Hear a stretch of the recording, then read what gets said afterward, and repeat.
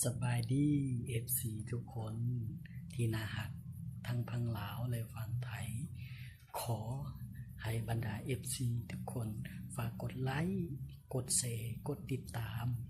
ขอเป็นกำลังใจในการเฮ็ดคลิปต่อไปฉะนั้นคลิปนี้ก็บ่มีหยังหลายขอให้ทุกๆคน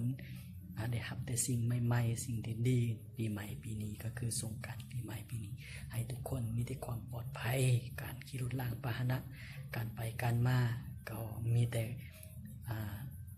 ความมั่งคั่งร่ำรวยเงินคำดำแก้วสุขภาพที่ดีเนาะฝากให้ FC ทุกๆคนขอช่วยกดไลค์กดแชร์กดติดตามและก็ส่งกำลังใจให้คนละ1 คอมเมนต์และ1 ไลค์เนาะที่อยู่ในกล่องคลิปนี้เนาะก่อนอื่นหมดข้าพเจ้าจะสอนวิธีการกวาดเบิงว่าคลิปของเราติดลิขสิทธิ์บ่หรือสมบูรณ์บ่หรือแนวใดเนาะอยู่ในคลิปของเราแล้วก็อีเมลที่สมบูรณ์เป็นแนวใดเนาะฉะนั้นข้าพเจ้าจะเฮ็ดคลิปนี้ให้ทุกคนได้เบิ่งเนาะและให้ทุกคนได้เรียนรู้ไปนำกันเนาะฉะนั้นคลิปนี้ก็บ่มีหยังหลายเนาะข้าพเจ้าจะสอนว่าเป็นแนวใดมีจักขั้นตอนเนาะก็คือมีอยู่3ขั้นตอนที่1ก็คือ2เราสร้างอีเมลและ2คือเรายืนยันอีเมลและก็3ก็คือเราเปิดสร้างรายได้เนาะก็คือ 1,000 ผู้ติดตามและก็ 4,000 ชั่วโมงเนาะฉะนั้นคลิปนี้ก็บ่มีหยังหลายฝากให้ขอเลยเนาะขอให้ทุกคนนั้นให้กำลังในการคลิปก็คือฝากกดไลค์กดแชร์กดติดตามนะขอบใจเด้อสบายดีเนาะสบายดี FC ทุกๆคนตอนนี้เนาะข้าพเจ้าก็เป็นไอเด ก่อนอื่นหมดเนาะข้าพเจ้าจะสอนมันทุกคนได้รู้เข้าใจนำกันสมมติตัวอย่างเนาะ2เราต้องโหลดแอป Studio หรือว่าเขาอยู่ในเว็บก็ได้เนาะแต่ว่าคลิปนี้ก็คือข้าพเจ้าจะแนะนำให้ทุกคนวิธีสร้างช่อง YouTube เนาะเอาไปกวาดบนใดก็คือกวาดบนนี้เนาะ แต่ช่องนี้ ยังบ่ทันอันนั้นเนาะเอาจะเข้าตัวใหม่สมมุติตัวอย่าง2ตัวนี้ซะอันนี้ก็ยังเราอยากรู้ว่ามันสำเร็จหรือบ่สำเร็จนี่เนาะยกตัวอย่างคือ2ตัวนี้เนาะนี่2ตัวนี้ก็คือการพิสูจน์ยั่งยืนแบบ2ขั้นตอนเนาะถ้าว่าช่องของเรายังบ่ทันมีตัวนี้เราก็พยายามที่ยืนยันให้มันฮอด2ขั้นตอนแต่ว่าวิธีการที่ว่าเราจะเปิดสร้างรายได้ได้ก็คือเราต้องมีหยังเด้ก็คือ1สำคัญที่สุด1แล้วก็2อย่างนี้สำคัญที่สุดเนาะก็คือ1,000 ผู้ติดตามเนาะแล้วก็ 4,000 ชั่วโมงเนาะบัดนี้คันวิดีโอสดก็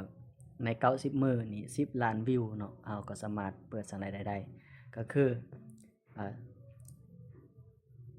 ถ้าว่าช่องของเราผ่านตามขั้นตอนตัวนี้เราก็สามารถที่จะเปิดสร้างรายได้ได้ก็คือเราต้องมี 1,000 ผู้ติดตามและ 4,000 ชั่วโมงฉะนั้น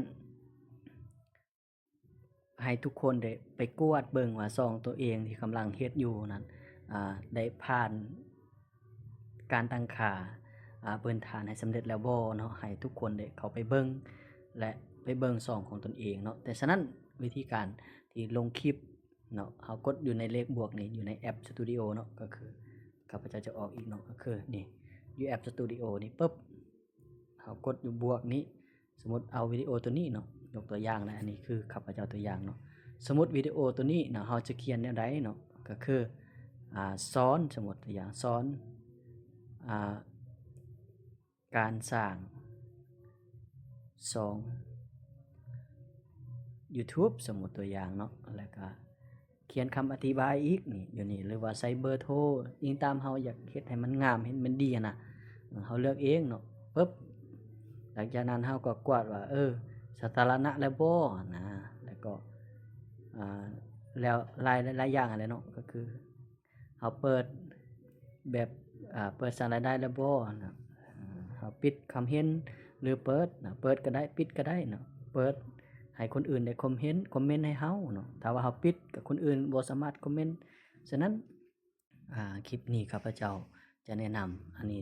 ขั้นตอนที่1เนาะยกเลิกเนาะก็คือ เราไปกวดวิดีโอที่ติดลิขสิทธิ์สมมุติตัวอย่างเราสร้างช่องปุ๊บนี่เราสร้างวิดีโอนี่เราลงเนาะเราลงวิดีโอของเรานะยกตัวอย่างข้อยสิลงวิดีโอสั้นๆตัวนี้เนาะปึ๊บแบบนี้เนาะแล้วก็ค่อยจะลงเลยนี่เนาะยกตัวอย่างลงเลยสมมุติตัวอย่างเฮือนร้างนี่เนาะบ่มีคนอยู่เนาะแล้วก็เขียนคำอธิบายตึ๊ดๆๆๆหลังจากนั้นแล้วก็กดเบิดทุกอย่างโอเคแล้วผ่านแล้วเนื้อหาอิหยังเราก็ผ่านแล้วเราเปิดคำอธิบายหรือว่าปิดแล้วแต่เราเนาะเราก็กดแบบนี้แล้วก็กดอัปโหลดเลยนี่ปึ๊บแต่ว่าช่องอันนี้ยังบ่ทันสำเร็จยังบ่ทันได้เปิดให้ก็คืออาจจะบ่ได้เนาะเราต้องมีคนติดตามหรือว่าคันอันนี้ช่องนี้คือบ่มีผู้ติดตามก็เลย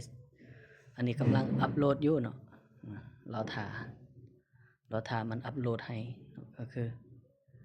กำลังโหลดนี่การกดสอบในไวๆนี้นี่กำลังอัปโหลดเนาะปึ๊บนี่กำลังกดสอบ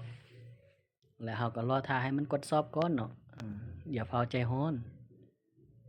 เมื่อมันกดสอบสำเร็จแล้วก็ถือว่าเราก็ไปเบิ่งว่าช่องของเรามันติดลิขสิทธิ์บ่มันมีเนื้อหาหยังบ่นะ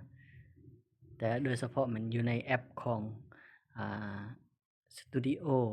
นี่อาจจะบ่เห็นเนาะแต่ว่าเราอยากเห็นก็คืออยู่ในเว็บไซต์ Studio เนาะอยู่หั้นแม่นเราเห็นว่าตัวใดมันติดเนื้อหาลิขสิทธิ์อิหยังมันก็มีอยู่ในหั้นมันบอกให้เรานี่คือถือว่าสำเร็จเนาะวิดีโอที่ข้าพเจ้าลงเนาะก็เราก็กดเบิ่งนี่ถ้าว่ามันบอกว่าจำกัดแสดงว่าอันนี้มันบ่จำกัดเนาะฉะนั้นวิดีโอนี่คือบ่จำกัดฉะนั้นวิดีโอนี่ก็บ่ติดเนาะ